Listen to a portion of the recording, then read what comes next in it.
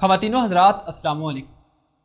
ناظرین، جیسا کہ آپ کو علم ہے کہ ٹرمپ نے دوحہ امن مذاکرات کے بعد اعلان کیا تھا کہ 1 مئی سے امریکی فوج کا انخلاء افغانستان سے شروع ہو جائے گا، لیکن جب ٹرمپ کو انتخابات میں شکست کھانا پڑی اور امریکہ کی صدارت جو بائیڈن نے سنبھالی تو اس نے ٹرمپ کے اقدامات پر دوبارہ غور کرنے کا عندیہ دے دیا، جس نے طالبان کو سیخ پا کر دیا اور انہوں نے دھمکی دے ڈالی کہ امریکہ اپنی موت کا سامان خود کر رہا ہے، ہم کسی کو نہیں چھوڑیں گے۔ اس کے بعد طالبان نے وہ سب کر دیا جس کے بارے میں انہوں نے اعلان کیا تھا۔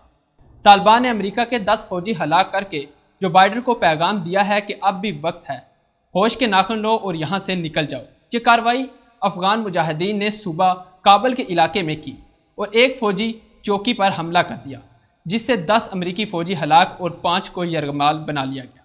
ناظرین، افغان مجاہدین کی جانب سے یہ کارروائی اتنی اچانک ہوئی کہ جو بائیڈن کے ہاتھوں کے طوطے اڑ گئے۔ اسے یہ گمان بھی نہیں تھا کہ مجاہدین اتنی جلدی اس کے اس فیصلے کے خلاف قدم اٹھائیں گے اور فوجیوں کو ہلاک کر دیں گے۔ اب اس ری ایکشن کے بعد جو بائیڈن نے مجبوراً افغان علاقے سے اپنی فوج نکالنے کا فیصلہ کرتے ہوئے کہا ہے کہ وہ 9/11 کی یاد کو تازہ کرنے سے پہلے ہی اپنی فوج کو افغان علاقوں سے نکال لیں گے۔ AFB کے ایک نمائندے نے ایک اخبار نویس کو بتایا کہ جو بائیڈن نے یہ فیصلہ کر لیا ہے کہ وہ 11 ستمبر تک افغان علاقوں سے اپنی فوج واپس بلا لیں گے۔ اس نے یہ بھی کہا کہ جو بائیڈن نے اپنے مغربی اتحادیوں کے ساتھ باہمی مشورہ کر کے بدھ کے روز فوج کے انخلاء کا باقاعدہ اعلان کریں گے اور صرف چند ایک محافظ وہاں پر رہیں گے جو امریکہ کی ایمبیسی کی نگرانی اور حفاظت کرنے پر مامور ہوں گے۔ اس نمائندے نے یہ بھی کہا کہ 2 دہائیوں سے ایک مشروط سوچ پر عمل کیا جا رہا تھا جس کے تحت فوج افغان علاقے میں بھیجی گئی تھی، لیکن اب وقت کا تقاضا ہے کہ اس پوسیدہ سوچ کو ختم کر کے نئی حکمت عملی کے اقدامات کیے جائیں، ورنہ امریکی فوج ہمیشہ کے لیے افغانستان میں مقید ہو کر رہ جائے گی۔ امریکہ کی خفیہ ایجنسیوں کا یہ بھی کہنا ہے کہ اگر افغانستان سے امریکی فوج نکل گئی تو امریکی حمایت یافتہ افغان حکومت کا استحکام خطرے میں پڑ جائے گا اور طالبان حکومت سنبھال لیں گے، جو امریکہ کے لیے مشکلات پیدا کریں گے۔ یہاں یہ بھی یاد دلاتے چلیں کہ امریکی صدر ٹرمپ کا طالبان کے ساتھ دوحہ میں ایک امن معاہدہ ہوا تھا، جس کے تحت مئی 21 میں امریکہ نے اپنی ساری فوج افغان علاقے سے نکالنے کا عندیہ دیا تھا۔ اب طالبان باضد تھے کہ امریکہ اپنی زبان پر قائم رہے اور وعدے پر عمل درآمد یقینی بنائے۔ یہاں یہ بھی یاد رہے کہ اس معاہدے میں ایک شق یہ بھی تھی کہ طالبان بھی القاعدہ یا داعش کے ساتھ کسی قسم کا تعلق نہیں رکھیں گے اور مئی سے ستمبر تک کے عرصے کے دوران امریکہ فوج افغانستان سے نکل جائے گی۔ امریکہ نے یہ بھی کہا کہ اگر طالبان نے فوج کے انخلاء کے دوران کوئی دہشت گردی کی یا فوج کو نقصان پہنچایا تو اس کے خلاف سنگین ایکشن لیا جائے گا۔ انہوں نے یہ بھی کہا کہ طالبان کو بتا دیا گیا ہے کہ فوج کی انخلاء کی نقل و حمل کے دوران طالبان مکمل طور پر ایک طرف رہیں گے اور فوج کے خلاف کوئی بھی کارروائی نہ کریں گے۔ اگر طالبان نے کوئی حرکت کی تو امریکہ بھی شدید کارروائی کرے گا۔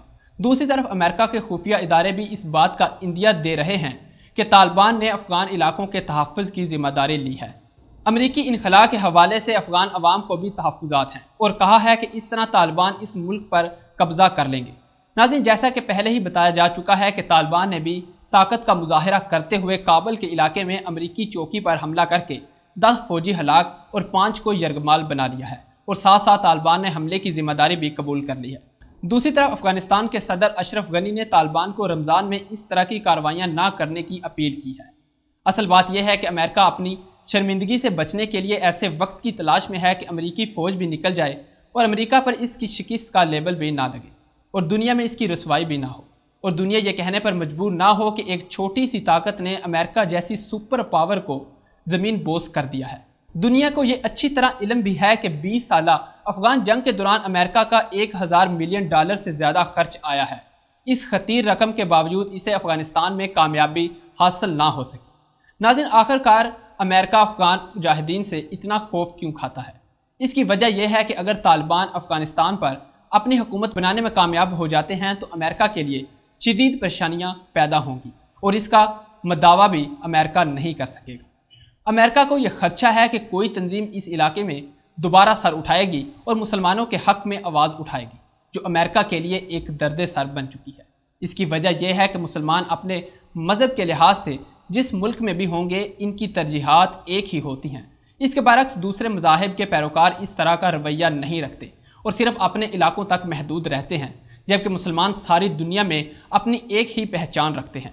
مغربی قومیں اس بات کو مان چکی ہیں کہ دنیا میں کسی ایک مسلمان کا کوئی مسئلہ درپیش ہو تو تمام مسلمانوں کا مشترکہ مسئلہ شمار کیا جاتا ہے، جیسے فلسطین اور کشمیر کا مسئلہ ان کا ذاتی مسئلہ نہیں ہے، بلکہ دنیا بھر کے مسلمان ان کے ساتھ یکجہتی کا اظہار کرتے دکھائی دیتے ہیں۔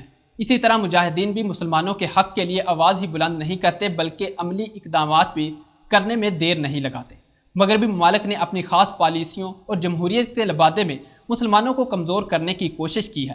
اب ان طاقتوں کو اچھی طرح علم ہے کہ مجاہدین کے برسر اقتدار آنے کے بعد شام، فلسطین، عراق وغیرہ کے معاملے میں وہ ایکشن لینے سے بھی نہیں کترائیں گے۔ دوسری طرف پاکستان نے بھارت میں ہونے والی کرونا کی شدید تباہ کاریوں کے نتیجے میں بھارت کو آکسیجن کی فراہمی کے لیے 2 طیارے بھارت بھیج دیے ہیں، اور بھارت کے لیے جناب عمران خان نے خیر سگالی کے جذبے کا اظہار کرتے ہوئے کہا کہ سیاسی مسائل کو بالائے طاق رکھتے ہوئے ہم بھارت کی پوری طرح مدد کرنے کے لیے تیار ہیں۔ وزیر اعظم عمران خان کے اس اعلان کے بعد بھارتی میڈیا بھی پاکستان کے اس اقدام کو خراج تحسین پیش کرتا ہوا دکھائی دیتا ہے۔ ناظرین، اب تک کے لیے اتنا ہی۔ ہمیں امید ہے کہ آپ کو آج کی ویڈیو بھی پسند آئی ہوگی۔ اگلی ویڈیو تک ہمیں اجازت دیجیے۔ اللہ نگہبان۔